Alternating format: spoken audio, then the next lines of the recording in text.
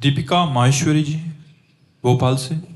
राधे राधे महाराज जी। महाराज जी, आपने प्रवचन में बताया था कि संसार में जितने भी महापुरुष हुए हैं जिनका जीवन बदला है वो प्रतिकूलताओं का सामना करते हुए या उनका दर्शन करने से ही बदला है, परंतु मेरे गृहस्थ जीवन में भक्ति की सारी अनुकूलताएं हैं, तो क्या मुझे इस जीवन में भगवत प्राप्ति नहीं होगी महाराज जी? अनुकूलता का भोग ना करो। अगर अनुकूलता को भोग करोगे तो भक्त कैसे? अनुकूलता का भोग नहीं। हमारे पास अनुकूलता ये ठाकुर जी की सेवा के लिए, पति पुत्र परिवार सब सही है, खूब खान पान की व्यवस्था है, तो खूब ठाकुर सेवा करो, संत सेवा करो, गरीबों की सेवा करो, बीमारों की सेवा करो, परिवार की सेवा करो, नाम जप करो। जरूरी है, प्रतिकूलता है, बड़ी कृपा है आपके ऊपर, लेकिन तैयार रहो, दिन है, रात आएगी, तैयार रहो। ऐसा ना सोचो सब दिन होत ना एक समान। प्रतिकूलता कदम पे कदम हमारी आध्यात्मिक प्रकाश को प्रकाशित करती है। हमारा जीवन प्रतिकूलताओं से भरा रहा है और आज भी भरा है। कि आपको तो अभी छोड़ देना चाहिए महाराज।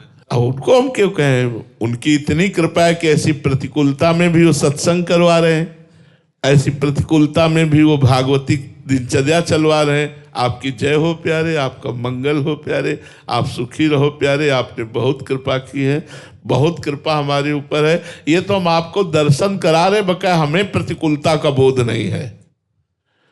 हमें प्रतिकूलता का, आपको सच्ची कहते हैं, हमें प्रतिकूलता का बोध नहीं कि मेरे प्रभु ने प्रतिकूलता दी, मुझे कृपा ही कृपा दिखाई दे रही है। सभी महापुरुषों के चरित्रों में तो महाराज जी यही आता है, इतनी बड़ी प्रतिकूलता की एक आम इंसान हिल जाए महाराज जी।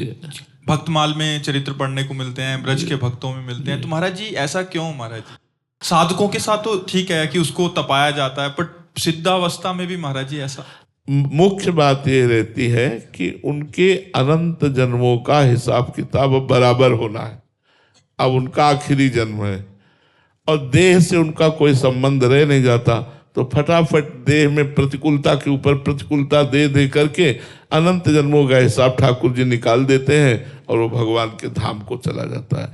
अगर हम अपने जन्म कर्मों को भोगें तो करोड़ों जन्म ले तो भी नहीं भोग पाएंगे, तो भगवान इसी जन्म में थोड़ा थोड़ा भुगता करके सब पावन करके, इसलिए बड़े बड़े महात्माओं को बड़े बड़े रोग, बड़ी बड़ी समस्या, बड़ा बड़ा दुख, वो सब पवित्र करके भगवान बुला लेते हैं। उनके सानिध्य में जो आते हैं वो तो मजे में हो जाते हैं। हाँ, स्वामी रामदास, कृष्ण परमहंस जी, विवेकानंद जी महाराज, महाराज जी उनके सानिध्यता में इतना सुख है। हाँ, उनके संकल्प में इतना दम है। वो मम भक्ति तो भोनम पुनात, लोक के लोक को पावन कर सकता है, दूसरों के रोगों को ऐसे नष्ट कर सकता है संकल्प से, लेकिन वो अपने जुकाम को भी नहीं ठीक कर पाएगा, क्योंकि वो ऐसे है। अपने लिए नहीं, अपने शरीर में सारी पीड़ा, सारे दुख, सारे भाव, और दूसरे के दुख की संभावना मात्र लगी कि दुख है, वो जान नहीं पाएगा, उसके दुख को अपने ऊपर ले लिया, वो समझ भी नहीं पाएगा।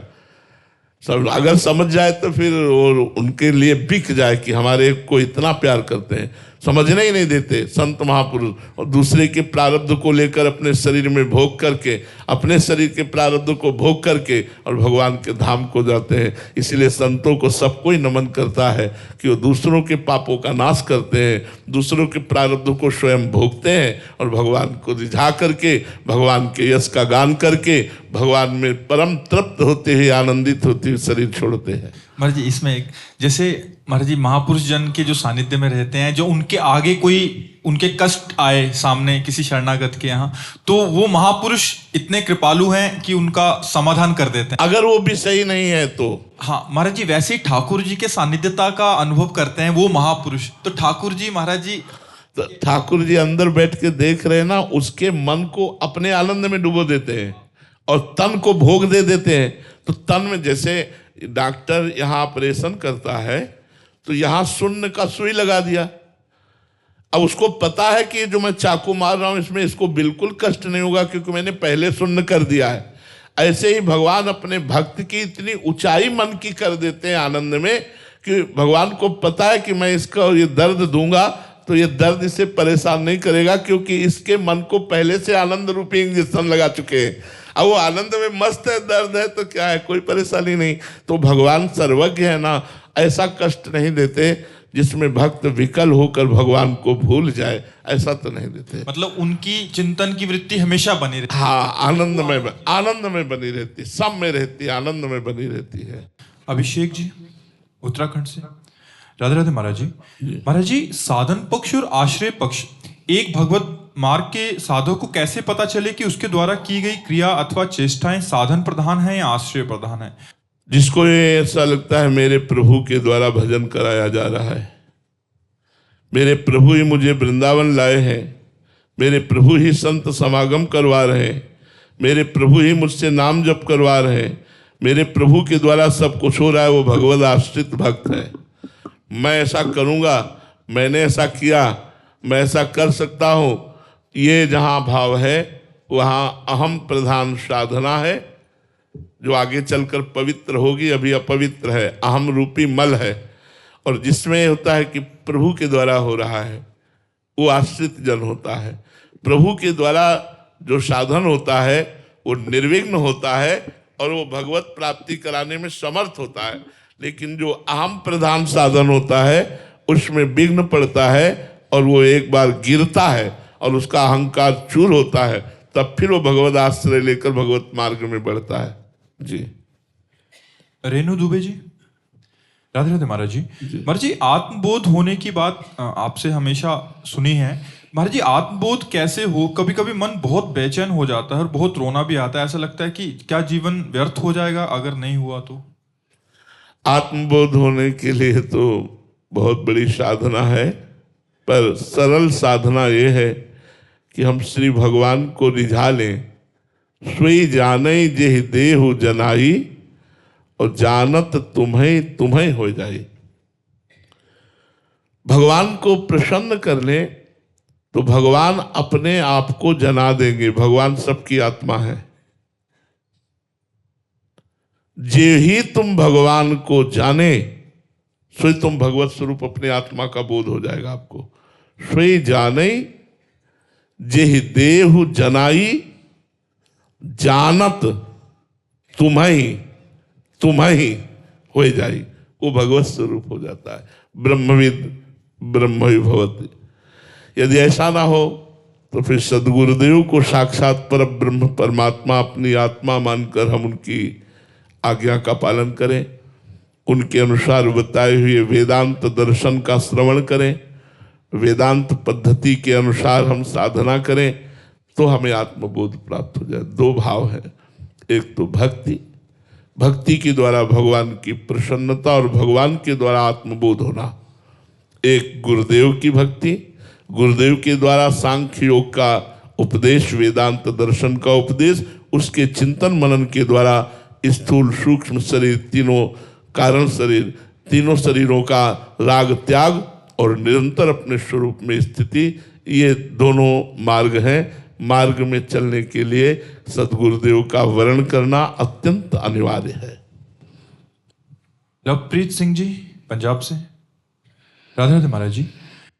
महाराज जी, जब गुरु नानक देव जी आए थे तब उन्होंने संसार में जगह जगह भ्रमण किया था और प्रभु का गान करने का सबको संदेश किया था, जिसकी वजह से उनके दर्शन के लिए लोग दूर दूर से आते थे। अब वही दृश्य हम आप जी के रूप में भी देख रहे हैं। आपकी वाणी की वजह से लोग दूर दूर से आपके दर्शन के लिए आते हैं। महाराज जी, हमें भी आपकी वाणी से बहुत मदद मिली और नाम जप को और तेज करने के लिए हम प्रयासरत हैं। जैसे एक छोटा बच्चा चलता है, फिर गिरता है और माता पिता उसे संभालते हैं और फिर वो दौड़ता है, वैसे ही हमारे साथ हुआ है महाराज जी। आपकी वाणी की वजह से हम, हाँ, हमारे में कुछ नहीं है, खोखा है, इसके अंदर बैठ करके वही परमात्मा बुलवा रहा है, वही परमात्मा सब कुछ कर रहा है। तो पांच भौतिक ढांचा है। गुरु नानक साहब तो साक्षात भगवान हैं, वो तो भगवान अवतरित हुए थे नानक साहब के रूप में। हम तो उनके दासों के दास हैं, उनके चरण रज के आश्रित हैं। इसमें हाँ, उन्हीं महापुरुषों का प्रताप बोल रहा है, उन्हीं महापुरुषों की वाणी आकर हृदय में बोल रही। उनके समानता तो की नहीं जा सकती। जो अवतारी महापुरुष हैं वो तो साक्षात परमेश्वर हैं, परमात्मा है, अकाल पुरुष हैं। उन्हीं के आश्रित हम लोग हैं, तो उन्हीं की वाणी हृदय में आकर स्फुरित होती है और जगत मंगल करती है। इसमें मेरा कोई योग नहीं है। मेरी कोई साधना नहीं है, मेरी कोई सामर्थ्य नहीं है, ये केवल उसी परब्रह्म परमात्मा करुणाशील भगवान की कृपा अपने जनों पर है। वही बुलवाते हैं, वही वाणी का प्रभाव करवाते हैं, वही ये सब कर रहे हैं। करें करावें आप सब, जने बढ़ाई दें, ये उनका स्वभाव है। मेरे में कुछ नहीं, कोई सामर्थ्य नहीं, बिल्कुल सामर्थ्यहीन हूँ। अगर कोई सामर्थ्य है तो वो प्रभु हैं, प्रभु ही कर रहे हैं। नीरज बेंगलोर से। राधे राधे महाराज जी। महाराज जी, भगवत गीता में ठाकुर जी उपदेश करते हैं कि स्थित प्रज्ञ के बारे में कहा है, उसी प्रकार हम अपने जीवन में मान अपमान, हानि लाभ, सुख दुख और क्रोध में भी अपने मन और बुद्धि को कैसे स्थिर बनाए रखें। देखो बच्चा, जब समता आ जाती है तब ये बात आती है। जैसे हमारी दांत से जबान हमारी कट जाए, अब हम किसको बुरा कहेंगे, क्योंकि हमारा ही दांत है, हमारी ही जबान है। तो जब ऐसे सर्वात्म भाव हो जाता है, ब्रह्म भाव हो जाता है, सब जगह एक ही परमात्मा है, वो यहाँ भी विराजमान, तो कोई मारे या कोई पूजे, दोनों बातों में उसका समान भाव रहता है। जब तक समता नहीं आएगी, ज्ञान नहीं होगा, शरीराभिमान रहेगा, तब तक मान अपमान का बोध होता है। बहुत जोर का इसमें जलन होती है। मान में हर्ष, अपमान में शोक। हर्ष और शोक द्वंद्व है, इसी द्वंद्व में वो पिसता रहता है, डरता है कहीं अपमान न हो जाए। अगर इस मानव देह में अभिमान करके, मान अपमान में फंस करके, भगवान का भजन न करके, संतों का आदर न करके, शास्त्र स्वाध्याय न करके, परोपकार न करके, यदि आप अध्यात्म को नहीं जानोगे तो ये सब पद प्रतिष्ठा धूल धूसरित हो जाने वाली है। जब तक जीवित हो तब तक भोग लो, मरोगे तो इसके द्वारा किए हुए कर्म शुभ अशुभ आपको पुनः नर की योनियों में डालेंगे। इसलिए जब तक ज्ञान नहीं होता तब देहाभिमान पुष्ट होता है, और देहाभिमान पुष्ट होने के कारण मान और अपमान दोनों का बोध होता है। जब ज्ञान हो जाता है या प्रेम हो जाता है तब इसका प्रभाव नहीं पड़ता। इसलिए खूब नाम जप करो, संतों का संग करो, शास्त्र स्वाध्याय करो, मनन करो। इससे धीरे धीरे अंतःकरण पवित्र होगा और आप मान अपमान से ऊपर उठने लगेंगे। ऋतु जी यूके से। राधे राधे महाराज जी। महाराज जी, हम कैसे पहचाने अगर भगवान हमारे सामने आ जाएं? क्या वो जैसे तस्वीर में वो सामने तो है ही, जब तक वो पहचानवाना ना चाहे तो नहीं पहचान सकते। वो तो हर समय है। कहो सो कहाँ जहाँ प्रभु नहीं, सब रूपों में है, लेकिन पहचानने वाली दृष्टि वो दे दे। कोई सूझ वाली आंख ने पहचान की, कण कण में झांकी भगवान की। वो सूझ, वो सूक्ष्म दृष्टि, वो दिव्य दृष्टि, वो ज्ञान दृष्टि, वो प्रेम दृष्टि जब तक गुरुदेव के द्वारा नहीं मिलती तब तक हम सर्वत्र विराजमान भगवान को नहीं पहचान सकते। भगवान यदि अपने को पहचानवाना ना चाहे तो कोई पहचान नहीं सकता। अगर पहचान वो देना चाहे सो ही दे सकता है। देखो, गुरु के द्वारा दृष्टि मिली नामदेव जी को, तो कुत्ते से भी विट्ठल भगवान को प्रकट कर लिया। कुत्ते में देखा विट्ठल भगवान, भूत में देखा विट्ठल भगवान। दृष्टि है, अब पवित्र हो गई तो सर्वत्र भगवान दिखते हैं। हमारी दृष्टि त्रिगुण मायामयी है तो स्त्री दिखाई देता है, पुरुष दिखाई देता है, पापी दिखाई देता है, पुण्यात्मा दिखाई देता है, महात्मा दिखाई देता है, दुरात्मा दिखाई देता है। ये त्रिगुण मायामयी दृष्टि है। पहले भजन के द्वारा हम ज्ञान दृष्टि प्राप्त करें, भगवत दृष्टि प्राप्त करें, तब सिय राम में सब जग जानी, करो प्रणाम जोर जो, सब जगह भगवान विराजमान है, ऐसा अनुभव हो जाएगा।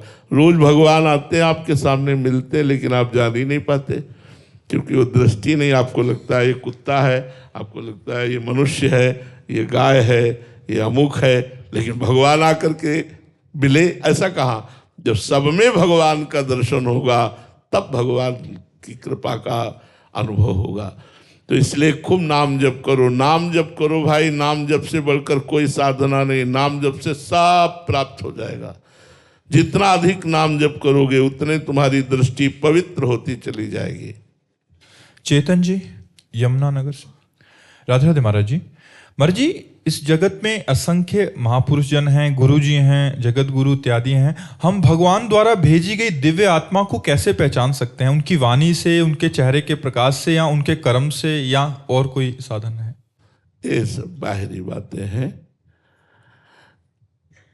चींटी में, घोर पापी में और बड़े महात्मा में आत्मा एक ही रहती, उसमें 150 ग्राम वाला कम वाला हिसाब नहीं कि चींटी में 100 ग्राम है, हाथी में 100 कुंतल है, पापी में 50 ग्राम है, महात्मा में 100 किलो, ऐसा नहीं है। आत्मस्वरूप भगवान सब में समान रूप से विराजमान है। भगवान कहीं कहीं अपने तेज को प्रकाशित करते हैं, आचार्यों के रूप में, भक्तों के रूप में, संतों के रूप में। उसकी पहचान होती है उनकी वाणी से जगत का परिवर्तन। अगर तेज की बात कहो तो संत हैं, रूखा सूखा खा रहे हैं, झुर्रियां पड़ी हैं, फटे पुराने कपड़े पहने, बाहरी वेश से नहीं पहचाना जा सकता कि भाई कोई तेज ऐसा नहीं। जिनकी वाणी का प्रभाव संपूर्ण दुराचार से निवृत्त करके सदाचार में प्रवृत्त कर दे, जिनके संग का प्रभाव हमारे अंदर की वासनाओं को नष्ट करके उपासना में स्थित कर दे, जिनके देखने से, जिनके बोलने से, जिनके संग से हमारी दुर्वासनाएं छूटे और भगवान प्यारे लगने लगे, वही महात्मा है, वही भगवान की विभूति है। बस इतना है, और बाहरी लक्षणों से नहीं पहचाना जा सकता। बाहरी तो नौटंकी नाटक में भी सब ऐसा ही होता है, बाहरी लक्षणों से नहीं पहचाना जा सकता। ब्रह्मानंद जी महाराज, राधे राधे महाराज जी। महाराज जी, भगवत गीता जी, रामायण जी, या तत्व सिद्धांत आदि भक्ति और वेदांत में महाराज जी क्या भेद है? इनका विचार एक है या अलग अलग है महाराज जी? थोड़ी दूर तक साधना एक है, कुछ साधना एक है। जैसे पांचों ज्ञानेंद्रियों को मन के सहित परमात्म चिंतन में लगाना, ये प्रारंभ से होगा सबका, क्योंकि आत्मचिंतन में तो बाद की बात है, पहले परमात्म चिंतन में लगाना। इसीलिए गुरु जी मंत्र देते हैं, मान लो प्रणव है, सोहम है, अहम ब्रह्मास्मि है, ज्ञान में इधर भगवान का नाम है, मंत्र है, उपासना है। दोनों का पहला कर्तव्य है संसार का चिंतन छोड़ना, चाहे वो अष्टांग योग हो, चाहे वो सांख्य योग हो, चाहे वो कर्म योग हो, चाहे वो भक्ति योग हो। सब योगों का मुख्य कार्य है संसार का चिंतन छोड़ना। बोलो ऐसा है ना? फिर सब योगों का द्वितीय मुख्य कार्य है संसार के भोगों का त्याग करना। फिर सब योगों का तृतीय कार्य है शरीर का अभिमान भूल जाना, देहाभिमान भूल जाना। अब यहां से यात्रा अलग अलग होती है। अब एक देहाभिमान भूलता है, आत्मस्वरूपहम ब्रह्मास्मि सोहमस्मिति वृत्य खंडा, और एक भूलता है दासोहम, भगवान की रूप माधुरी में भगवान का नाम गुणगान करते हुए, ब्रह्म नहीं माया नहीं, नहीं जीव नहीं काल, अपनी ही सुधि ना रही, एक रहे नंदलाल। वो भगवान के प्रेम में डूबकर सब कुछ शुद्ध बुद्ध भूल गया, ये प्रेमी। और वो अहम में, मैं शुद्ध ब्रह्म में, जो अहम मैं शुद्ध ब्रह्म आत्मस्वरूप है, अपने स्वरूप में स्थित होकर चिंतन शून्य हो गया। स्थूल सूक्ष्म कारण तीनों देहों का विस्मरण हो गया। वो जीवन मुक्त महापुरुष मोक्ष को प्राप्त हो गया, वो प्रेम को प्राप्त हो गया। एक दासोहम से सिद्ध होता है, एक सोहम से सिद्ध होता है, पर कुछ दूरी तक दोनों की यात्रा एक जैसी रहती है, इसके बाद अलग अलग हो जाती है। तत्व दोनों को एक ही प्राप्त होता है। उसे प्रेम के द्वारा स्वाद लेते हैं, उसे ज्ञान के द्वारा स्वाद लेते हैं। वही आत्मा है, वही राम है, वही आत्मा है, वही श्याम है, वही आत्मा है, वही शिव है। दूसरा तो कोई, अंत में जो ऊपर चढ़ाई पर चढ़ते हैं तो फिर द्वैत नहीं रह जाता, एक रहे नंदलाल। अपना विस्मरण हो जाता है भक्त को, भगवान की स्मृति में डूब जाता है। ज्ञानी को सबका विस्मरण हो जाता है, केवल अपनी स्मृति में डूब जाता है, अपने आत्मस्वरूप की स्मृति में।